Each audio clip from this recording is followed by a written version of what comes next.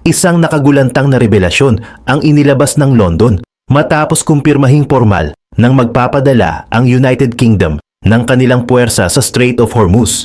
Sa gitna ng banta ng mga sea mines at missiles ng Iran, hindi na nag-atubili ang British government na pumasok sa gitna ng nagbabadyang giyera. Ang hakbang na ito ang pinaka-inaasahang galaw para mailigtas ang bumabagsak na ekonomiya ng mundo mula sa krisis sa langis. Handa na ba ang UK na tapatan ng puwersa ng Iran sa gitna ng karagatan? Bago tayo magumpisa, baka pwede pa like ng video na ito. Malaking bagay na to sa aming mga content creators. Maraming salamat po.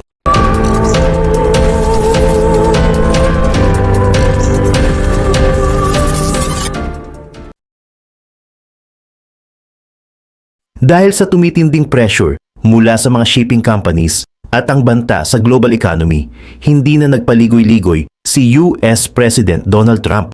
Sa pamamagitan ng kanyang Truth Social platform, naglabas siya ng isang direktang panawagan sa international community.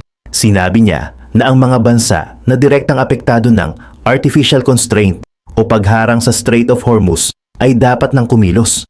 Partikular niyang tinukoy ang United Kingdom, China, France, Japan at South Korea na magpadala ng kani-kanilang mga naval vessels sa rehiyon upang magsilbing escort sa mga oil tankers. Ipinaliwanag ni Trump sa kanyang mensahe na bagamat nawasak na ng United States ang halos 100% ng military capability ng Iran, nananatili pa rin ang banta ng asymmetric warfare. Ayon sa kanya, madali pa rin para sa Iran na magpalipad ng isang drone, maghulog ng sea mines o magpakawala ng short-range missile mula sa kanilang baybayin kahit gaano pa sila decapitated o talunan sa giyera. Dahil dito, iginiit niya na kailangan ang physical presence ng mga warships mula sa iba't ibang bansa upang siguraduhin na ang waterway ay magiging open, safe at free para sa lahat ng commercial shipping.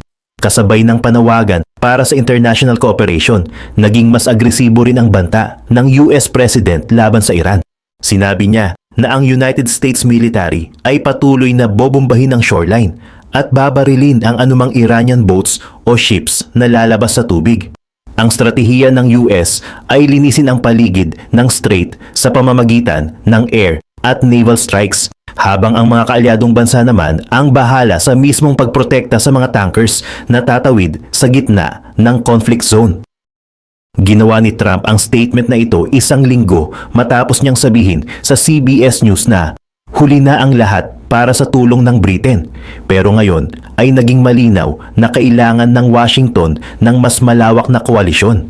Ang direktang panawagang ito mula sa White House ay naglagay sa mga world leaders sa isang mahirap na posisyon. Ang mga bansa gaya ng Japan at South Korea na halos lahat ng supply ng langis ay dumadaan sa naturang ruta ay napilitang suriin ang kanilang mga defense policies. Sa London, ang gobyerno ni Keir Starmer ay agad na hinarap ang tanong kung sasama ba sila sa operasyong ito o mananatili sa gilid habang tumataas ang presyo ng enerhiya sa loob ng kanilang bansa. Ang panawagan ni Trump ang nagsilbing trigger upang magsimulang gumalaw ang mga diplomatiko at military planners sa iba't ibang panig ng mundo. Matapos ang naging pahayag ni President Trump sa Truth Social, ang gobyerno ng United Kingdom ay agad na nagsagawa ng mga serye ng emergency meetings sa Whitehall. Ang focus ng mga diskusyong ito ay kung paano makakapag-contribute ang Britain sa operasyon ng hindi direktang nagpapalala ng sitwasyon. Sinabi ni Energy Secretary Ed Miliband sa isang interview na ang pagbubukas muli ng Strait of Hormuz ay napaka-importante para sa bansa dahil ang presyo ng langis ay tumaas na sa $100 kada bariles. Alam ng mga opisyal na ang bawat araw na sarado ang waterway ay nangangahulugan ng mas mataas na bayarin sa kuryente at gasolina para sa mga British households. Ipinaliwanag ni Miliband na ang London ay nakikipag-ugnayan na sa kanilang mga allies, kabilang ang United States, upang pag-aralan ang lahat ng posibleng paraan para maibalik ang malayang paglalayag. Ayon sa kanya, tinitingnan ng gobyerno ang any options na makakatulong sa pagbubukas ng shipping lanes. Ang pangunahing problema na kinakaharap ng UK ay ang katotohanang marami sa kanilang mga traditional warships ay kasalukuyang nakadeploy sa ibang rehiyon o sumasailalim sa maintenance. Kaya kailangan nilang maging strategic sa kung anong klaseng tulong ang kanilang ipapadala sa Middle East. Sa loob ng Ministry of Defense, naging bahagi ng usapan ang limitadong bilang ng mga barko ng Royal Navy na available para sa ganitong klaseng misyon. Ang huling minesweeping ship ng Britain sa rehiyon ay nakaalis na bago pa mag-umpisa ang krisis. Kaya kailangang maghanap ng alternatibong paraan ang mga military planners. Hindi sapat na sumunod lang sa utos ni Trump na magpadala ng barko. Kailangang siguraduhin ng UK na ang kanilang partisipasyon ay magiging epektibo at may sapat na logistical support upang maprotektahan ang mga oil tankers na dadaan sa gitna ng banta ng mga mina at missiles. Habang pinag-aaralan ang kanilang papel, binigyang diin din ni Miliband na ang gobyerno ay mananatiling tatayo kasama ang mga mamamayan sa gitna ng krisis na ito. Ang pag-aaral sa kanilang magiging aksyon ay hindi lamang usaping militar, kundi usapin din ng pagprotekta sa nascent economic recovery ng Britain. Ang pressure na magdesisyon ay lalong tumindi dahil ang mga kaalyado gaya ng France at Japan ay nagsimula na ring maglabas ng kani-kanilang inisyal na posisyon tungkol sa panawagan ng Estados Unidos. Dahil sa limitadong bilang ng mga aktibong barko, ang naging pangunahing technical na solusyon ng British government ay ang pag-deploy ng mga mine hunting drones. Ipinaliwanag ni Ed Miliband na ang mga unmanned systems na ito ang pinakamabilis at pinakaligtas na paraan para simulan ang pag-clear sa mga shipping lanes.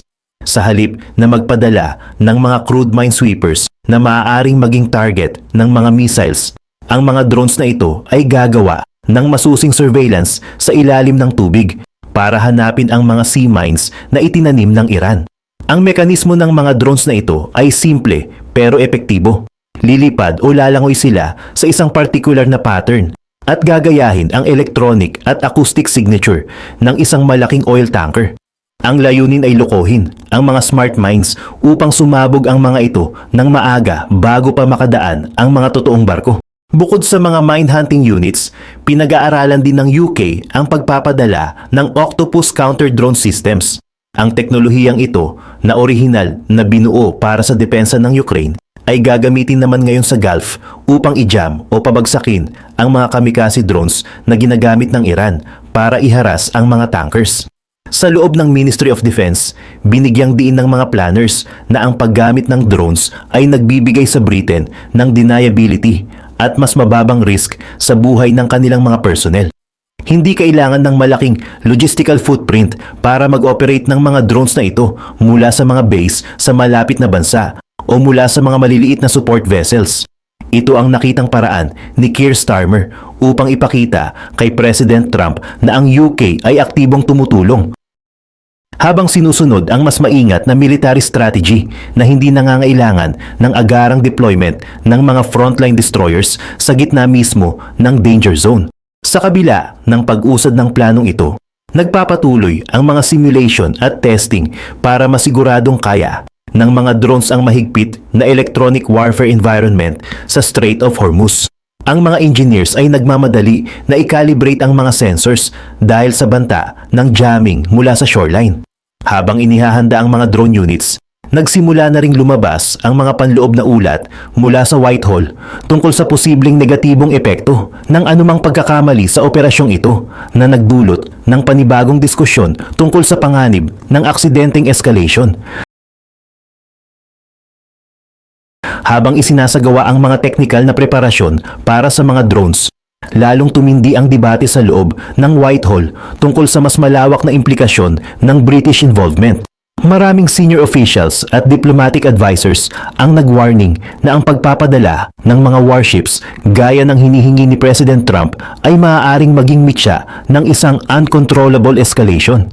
Sa kanilang pananaw, ang direktang presensya ng Royal Navy sa baybayin ng Iran ay baka ituring ng Tehran bilang isang offensive move sa halip na isang defensive escort mission lamang. Ang mga advisor sa Foreign Office ay naglabas ng mga internal reports na nagpapakita ng panganib ng maling kalkulasyon. Ayon sa mga ulat na ito, kung sakaling magkaroon ng engkwentro sa pagitan ng isang British vessel at ng Iranian Revolutionary Guard, maaaring mapilitan ang UK na pumasok sa isang full-scale war na hindi sila handa. Binigyang diin nila na ang prioridad ng London ay ang de-escalation at hindi ang pakikibahagi sa bombing the hell out of the shoreline na estratehiya ni Trump. Ang takot na madamay sa isang mas malawak na Middle East conflict ang dahilan kung bakit mas pinipili ng marami ang limitadong operasyon tulad ng clearing mines sa ilalim ng dagat. Naging sentro rin ng pag-aalala ang seguridad ng mga British base at personnel sa buong rehiyon.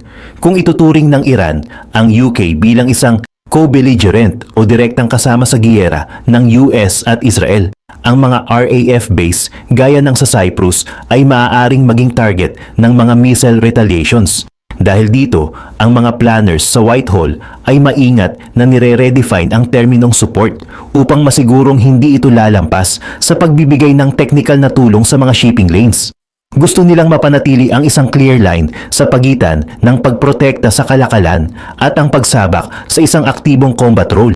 Sa huli, ang internal na tensyon sa loob ng gobyerno ay nagresulta sa isang mas maingat na approach. Habang may pressure mula sa Washington na maging agresibo, ang pananaw ng karamihan sa mga British ministers ay ang pagtuon sa viable collective plan na hindi kailangang dumaan sa direktang pakikipagbakbakan. Ang balansing ito ang sinusubukang i-maintain ni Prime Minister Keir Starmer habang inihahanda niya ang bansa para sa susunod na hakbang ng kanilang military deployment na nagdala naman sa usapin tungkol sa kasalukuyang posisyon ng kanilang mga barko sa dagat. Sa kabila ng mga debating ito sa London, nagsimula ng gumalaw ang mga physical assets ng Royal Navy sa karagatan. Ang Type 45 destroyer na HMS Dragon ay opisyal ng lumisan mula sa Portsmouth patungong Cyprus. Ang pangunahing misyon ng barko ay palakasin ang air defense capabilities ng RAF Akrotiri na nagsisilbing mahalagang base ng Britain sa Mediterranean. Bagamat ang HMS Dragon ay isa sa pinaka-advanced na warships ng UK, inamin ng mga military officials na aabutin pa ito ng mahigit 1 linggo bago makarating sa Cyprus. At mas matagal pa kung iuutos ang pagtungo nito sa mismong Strait of Hormuz. Nagkaroon din ng logistical na problema ang Royal Navy dahil sa estado ng kanilang mga minesweeping ships. Ang huling barko na nakatalaga sa rehiyon, ang HMS Middleton, ay nakadeploy na pabalik sa Bahrain para sa maintenance ilang araw bago pa sumabog ang krisis. Dahil dito, walang natitirang active minesweeper ang Britain sa Persian Gulf sa kasalukuyan. Ang kakulangang ito ay naging sentro ng kritisismo mula sa oposisyon, partikular na kay Kemi Badenoch na nagsabing masyadong mabagal ang gobyerno sa pagpapataas ng defense spending sa 2.5% ng GDP at nagkulang sa preparasyon para sa ganitong klaseng conflict. Bilang tugon sa mga kritisismo, binigyang diin ng Ministry of Defense, MOD, na ang HMS Dragon ay nasa state of high readiness at handang i-redeploy kung magbabago ang sitwasyon sa strait. Kasabay nito, ang mga military planners ay nagsimula na ring mag-setup ng command and control centers para sa mga mine hunting drones na nabanggit ni Secretary Miliband. Ang stratehiya ay gamitin ng HMS Dragon bilang isang shield para sa mga aerial assets at base sa Cyprus habang hinihintay ang pagdating ng mga karagdagang drones at counter-missile systems na kailangan para sa operasyon sa Gulf. Sa puntong ito, ang British military ay kailangang mag-operate sa ilalim ng matinding budget at equipment constraints. Ang bilang ng kanilang mine hunting ships ay bumaba mula 16 hanggang 7 na lamang sa mga nakalipas na taon. Kaya ang deployment ng HMS Dragon ay itinuturing na best available option sa ngayon. Habang lumalayag ang barko sa Mediterranean, ang atensyon ng gobyerno ay natuon naman sa pagbuo ng isang diplomatikong balangkas upang masiguro na ang kanilang military presence ay hindi mag-iisa sa gitna ng tumitinding tensyon sa Middle East. Habang naglalayag ang HMS Dragon, formal na humarap sa media si Prime Minister Keir Starmer upang ilatag ang estratehiya ng London sa gitna ng tumitinding pressure. Inanunsyo niya na ang United Kingdom ay kasalukuyang bumubuo ng isang collective plan kasama ang mga international allies upang puwersahang mabuksan muli ang Strait of Hormuz para sa komersyal na paglalayag. Gayunpaman, binigyang diin ni Starmer ang isang napaka-importanting detalye. Ang operasyong ito ay gagana ng independent at hindi ito ipapaloob sa ilalim ng command structure ng North Atlantic Treaty Organization o NATO.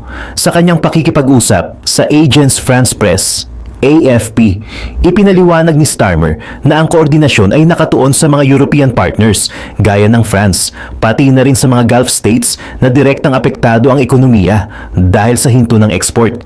Bagamat kinumpirma niya na nagkaroon sila ng direktang tawag ni President Donald Trump noong Linggo ng gabi, nanatili ang posisyon ng UK na kailangang protektahan ang kanilang sariling interes nang hindi nadadamay sa isang mas malawak na digmaan sa Middle East.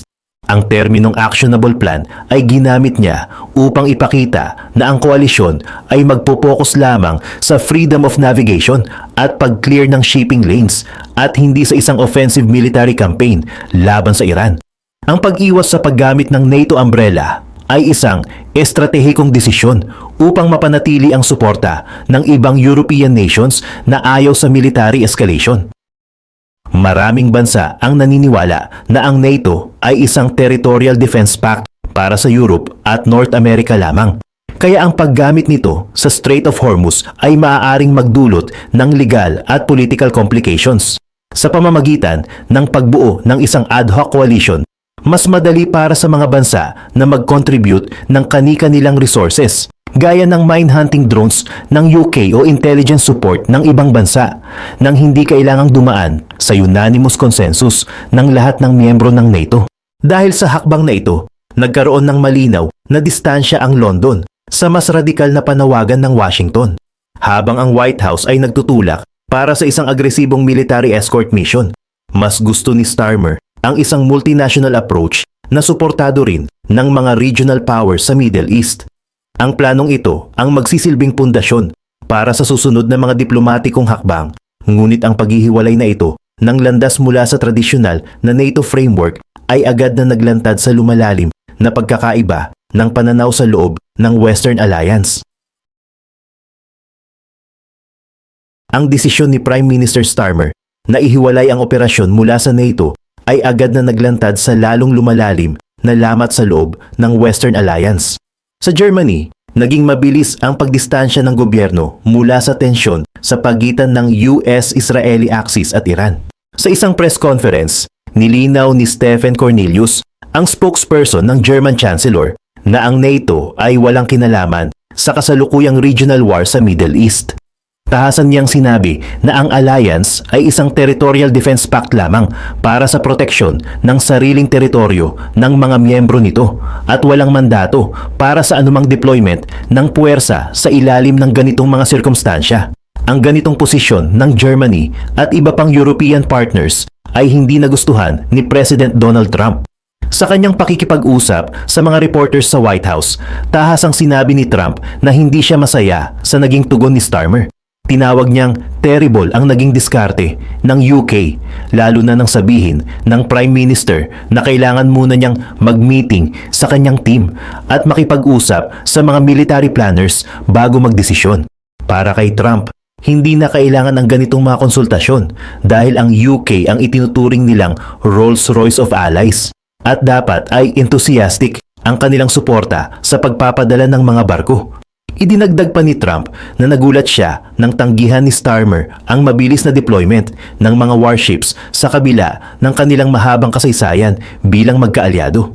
Binanggit din ng US President na inalok umano ni Starmer ang pagpapadala ng 2 British aircraft carriers. Pero sinabihan niya ang Prime Minister na hindi na kailangan ang mga aircraft carriers dahil tapos na ang giyera at nanalo na ang US. Ang kailangan na lang umano ng Washington ay mga barko at mine hunters na magsisilbing escort sa mga shipping lanes. Pero sa tingin ni Trump ay naging very disappointing ang kabagalan ng London sa aspetong ito. Dahil sa pagkakaibang ito sa military strategy, naging malinaw na mayroong strategic rift o hindi pagkakaunawaan sa pagitan ng mga magkakaalyado. Habang ang United States ay naniniwala sa isang agresibong military solution para takutin ang Iran, ang United Kingdom at ang kanilang mga European partners ay mas nakatuon sa isang maingat at viable collective plan na hindi magdadala sa kanila sa isang full-scale war. Ang tensyong ito sa loob ng alyansa ay nagbigay ng signal sa ibang bansa, partikular na sa Asia, na hindi magiging madali ang pagbuo ng isang nagkakaisang puwersa para sa Strait of Hormuz. Dahil sa lumalalang lamat sa Western Alliance at ang direktang panawagan ni President Trump, ang atensyon ng international community ay nalipat sa Tokyo. Para sa Japan, ang krisis sa Strait of Hormuz ay hindi lamang isang isyong diplomatiko kundi isang seryosong banta sa kanilang pambansang seguridad. Halos 80 hanggang 90% ng supply ng krudo ng Japan ay nanggagaling sa Middle East at kailangang dumaan sa masikip na waterway na ito. Kapag nagpatuloy ang blockade, ang mga factory, transportasyon at power plants sa Japan ay hihinto sa loob lamang ng ilang buwan dahil sa limitadong energy reserves ng bansa. Sa kabila ng matinding pangangailangan sa langis, nahaharap ang gobyerno ng Japan sa isang malaking legal na hadlang, ang kanilang konstitusyon. Partikular na tinutukoy dito ang Article 9 na nagbabawal sa Japan na gumamit ng military force bilang paraan ng pag-solve sa mga international disputes. Ang pagpapadala ng mga warships ng Japan Self-Defense Forces, JSDF, sa isang aktibong danger zone gaya ng Strait of Hormuz ay nangangailangan ng napakahigpit na legal na basehan. Ang mga Japanese officials ay kailangang mag-ingat dahil ang anumang maling galaw ng kanilang naval vessels na magreresulta sa pagpaputok ng armas ay maaaring ituring na paglabag sa kanilang pacifist constitution. Sa loob ng National Diet o ang Japanese Parliament, naging mainit ang diskusyon sa pagitan ng mga nagtatanggol sa energy security at mga pabor sa pagpapanatili ng military restraint. Ang mga military planners sa Tokyo ay nagsimulang mag-aral kung maaari silang magpadala ng barko sa ilalim ng kategoryang Research and Study, Chosakenkyu, o bilang bahagi ng Maritime Security Operations. Ngunit ang mga opsyong ito ay may limitadong kapangyarihan. Hindi sila maaaring direktang makipagbakbakan, maliban na lamang kung ito ay para sa self-defense o pagprotekta sa mga barkong may bandila ng Japan. Dahil sa pressure mula kay Trump at ang katotohanang naipit na rin ang mga Japanese-owned tankers sa rehiyon, napilitan ang administrasyon na magpatawag ng sunod-sunod na emergency cabinet meetings. Hindi na lamang ito usapin ng pakikisama sa United States, kundi usapin ng survival ng kanilang sariling ekonomiya. Ang kawalan ng malinaw na desisyon sa yugtong ito ay nagdulot ng kaba sa mga Japanese markets, habang ang publiko ay nag-aabang kung mananatiling neutral ang bansa o kung gagawa sila ng historical na hakbang upang lumahok sa international escort mission. Sa gitna ng tumitinding pressure mula sa Washington at ang panganib sa energy security ng bansa, humarap si Prime Minister Takaichi sa Japanese Diet o Parliament noong March 16, 2026. Ang kanyang talumpati ay nakatutok sa paglilinaw ng posisyon ng Japan hinggil sa hiling ni President Trump na magpadala ng escort ships sa Strait of Hormuz.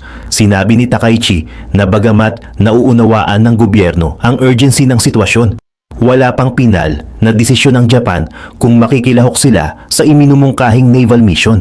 Ipinaliwanag ng Prime Minister sa mga lehislador na ang anumang deployment ng Japan Self-Defense Forces, JSDF, ay kailangang dumaan sa isang masusing pagsusuri ng legal framework ng bansa.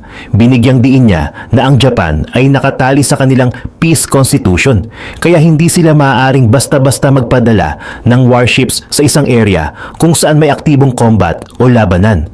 Ayon kay Takaichi, kailangang masigurado muna na ang anumang misyon ay pasok sa kategorya ng Maritime Security Operations at hindi ito ituturing na pakikilahok sa isang international war. Sa loob ng plenaryo, naging direkta ang pahayag ni Takaichi na ang Japan ay patuloy na nag-e-evaluate ng sitwasyon sa karagatan. Sinabi niya na ang gobyerno ay nakikipag-ugnayan sa mga kaalyado, pero ang prioridad nila ay ang kaligtasan ng mga Japanese vessels at ang pagsunod sa batas ng bansa. Hindi siya nagbigay ng timeline kung kailan maglalabas ng pinal na desisyon, na nagpakita ng pag-iingat ng Tokyo na huwag magkaroon ng internal political crisis o lumabag sa kanilang military restrictions. Ang pahayag na ito ni PM Takaichi ay nagsilbing signal sa international community na hindi agad susunod ang Japan sa agresibong tono ng United States. habang ang presyo ng langis ay patuloy na nagpapahirap sa mga Japanese industries. Mas pinili ng administrasyon na manatili sa isang defensive at legalistic na posisyon. Ang wait-and-see approach na ito ng Tokyo ay nagbigay daan din sa iba pang mga bansa na maglabas ng kani-kanilang opisyal na paninindigan, na lalong nagpakita kung gaano kahirap buuin ang international coalition na hinihingi ni Trump. Kasunod ng naging maingat na pahayag ng Japan, ang atensyon ng international community ay natuon naman sa Canberra. Bagamat isa ang Australia sa pinakamalapit na military allies ng United States sa Indo-Pacific region, naglabas ng opisyal na pahayag ang kanilang gobyerno na hindi sila lalahok sa iminumungkahing escort mission sa Strait of Hormuz. Sa isang maikling press release, kinumpirma ng Australian defense officials na wala silang planong magpadala ng mga warships o anumang naval assets sa naturang waterway sa kasalukuyan. Ipinaliwanag ng mga opisyal mula sa Department of Defense ng Australia na ang kanilang focus ay nananatili sa pagpapanatili ng stability sa kanilang sariling rehiyon. Ayon sa kanila, ang pagpapadala ng mga barko sa Middle East ay maaaring magdulot ng overstretch sa kanilang naval resources na kailangan para sa maritime security sa paligid ng Australian waters at sa Pacific. Sa halip na military intervention, mas pinili ng Australia na suportahan ang mga diplomatic efforts upang ma-de-escalate ang tensyon sa pagitan ng Iran at ng US-Israeli axis. Ang desisyong ito ng Australia ay itinuturing na isang malaking dagok sa plano ni President Trump na makabuo ng isang malawak na international coalition. Dahil ang Australia ay madalas na sumasama sa mga naval operations ng US sa nakaraan, ang kanilang pagtanggi ngayon ay nagpapakita na pati ang mga pinakamalapit na kaalyado ng Washington ay nag-aalangan sa panganib ng isang full-scale war sa Strait of Hormuz. Sinabi ng mga analysts na ang hakbang na ito ng Canberra ay bahagi ng mas malawak na trend kung saan ang mga bansa ay nagiging mas selective sa kanilang military involvement sa Middle East. Sa loob ng White House, ang pagtanggi ng Australia ay tinanggap ng may pagkadismaya, lalo na't kasunod ito ng naging matigas na posisyon ng Germany at ang legal na pag-aalinlangan ng Japan. Dahil sa sunod-sunod na no mula sa mga pangunahing kaalyado, ang pressure ay lalong bumalik sa United Kingdom bilang ang huling major Western power na nagpapakita pa ng interes na tumulong sa pamamagitan ng kanilang mine-hunting drones. Ang pag-atras ng Australia ay lalong nagpatingkad sa katotohanan na ang Washington ay nagiging mag-isa sa kanilang agresibong diskarte sa rehiyon.